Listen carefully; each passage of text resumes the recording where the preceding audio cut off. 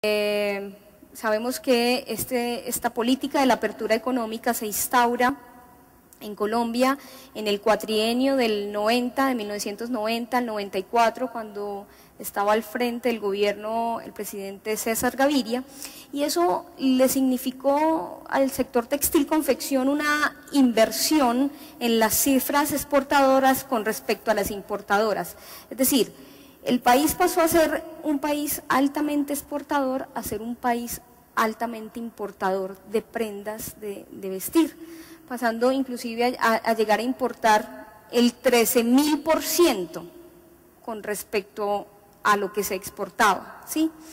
Y esa dinámica, lejos pues de reinvertirse o de cesarse, consolida como un aspecto, pues no solamente como un aspecto económico, sino también como un aspecto social.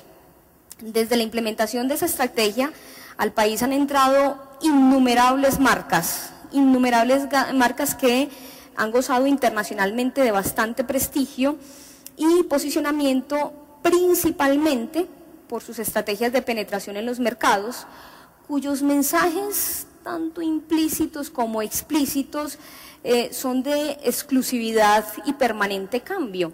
Es decir, digamos que los mensajes con los que entran esas estrategias, digamos los mensajes que sustentan esas estrategias de penetración tienen que ver con eso, con la exclusividad y el permanente cambio. Es la denominada estrategia de la pronta moda, ¿sí? Es esa estrategia basada en esa premisa de la compra de prendas todo el año y no la de compras para todo el año.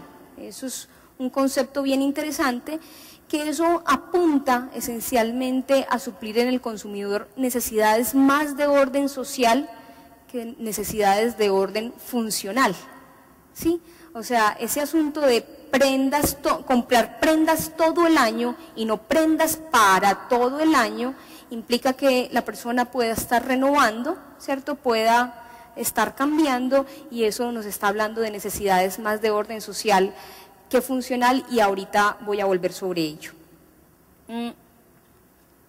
Como es obvio, pues esa estrategia representa para los diseñadores y para los productores nacionales una competencia de gran talante que se busca afrontar por diferentes vías, tales como el mantenimiento de la calidad, ¿cierto? Los diseñadores y los productores nacionales buscan que se mantenga la calidad de las prendas como ese plus, como ese valor primordial, la generación de alianzas a fin de fortalecerse y de reducir costos, y bueno, y en los casos más dolorosos, digámoslo así, el cierre de empresas pues ante la imposibilidad que en muchos casos representa la entrada al mercado nacional de estas grandes marcas.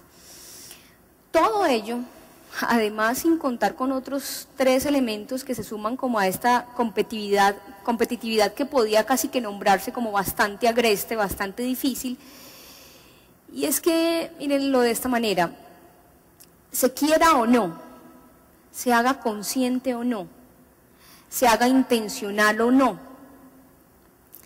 digamos que esas estrategias publicitarias de penetración en los mercados que utilizan estas grandes marcas generan una serie de referentes sociales, ¿sí? Generan una serie de referentes sociales que lo que hacen es resaltar unos atributos de esas marcas por encima de las nacionales, y esos referentes sociales se constituyen muchas veces en casi que en la única razón por la que yo escojo esta marca y no esta otra que es nacional, aunque tenga mayor calidad, ¿sí?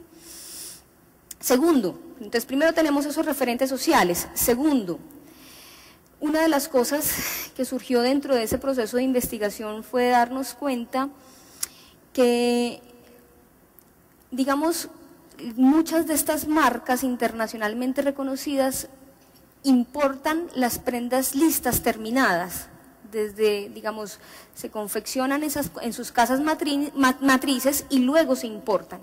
¿Eso qué implica?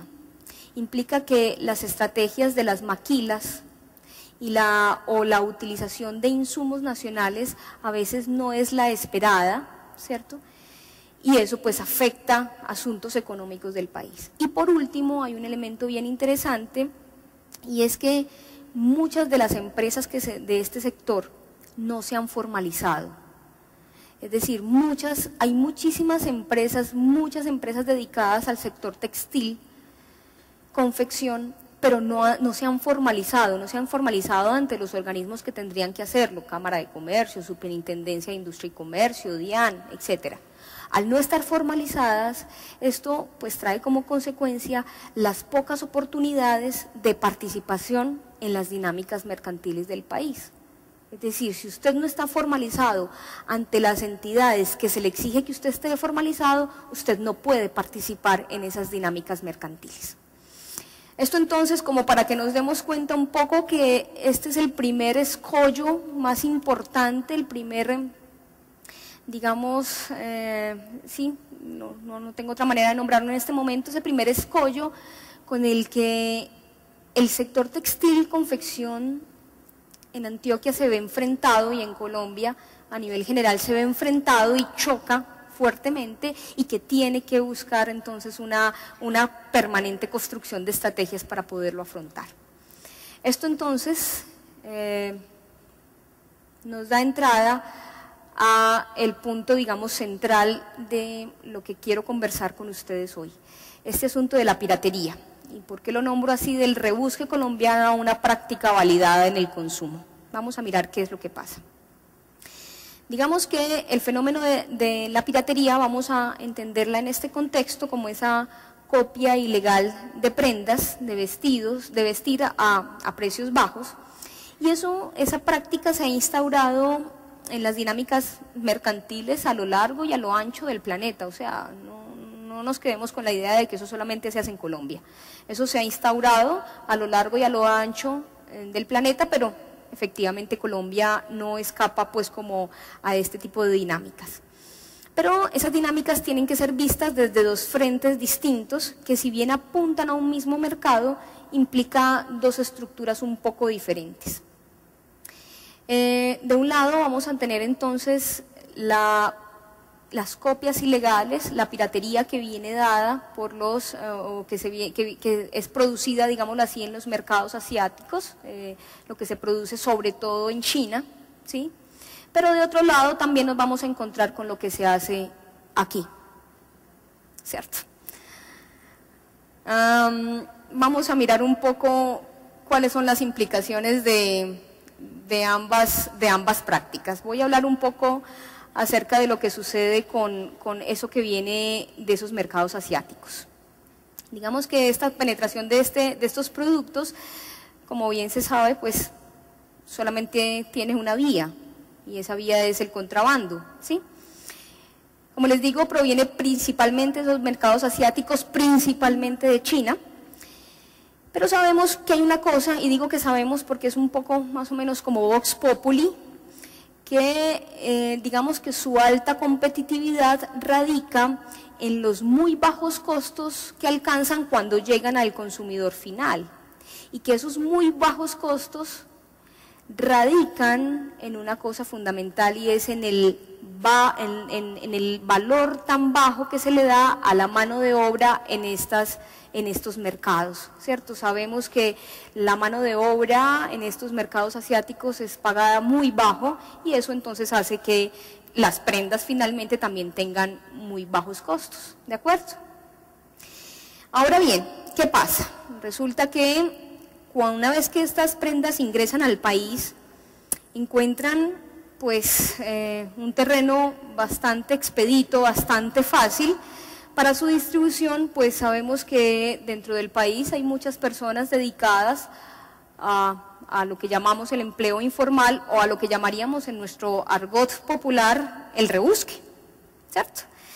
Y pues estas personas dedicadas al rebusque encuentran en esta distribución y comercialización de estas prendas pues un ingreso bastante importante, en tanto que, como decía una persona que lográbamos entrevistar, que se lograba entrevistar dentro de la investigación, dice, es que nosotros no tenemos que invertir en pautas publicitarias. De eso ya se han encargado las marcas originales, ¿cierto? Entonces hay un elemento